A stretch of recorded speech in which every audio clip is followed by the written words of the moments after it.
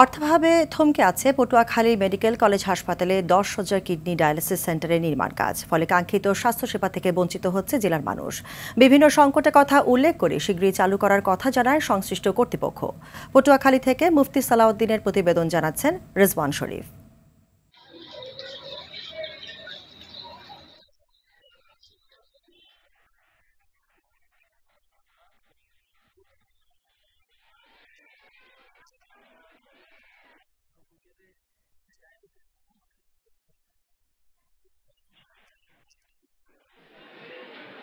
Shea butter ও vitamin E সমৃদ্ধ lily glam beauty soap. Lily, always beautiful.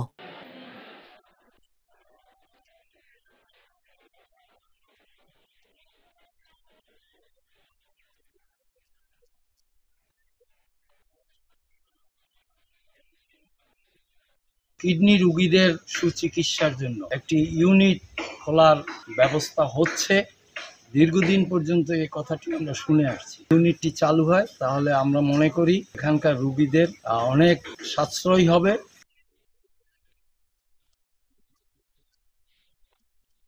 10টি dialysis machine এবং এখানে trend nurse এবং এই মেশিনগুলো পরিচালনার জন্য ডায়ালাইসিস যে টেকনিশিয়ান দক্ষ জনবল আমাদের এখন প্রয়োজন।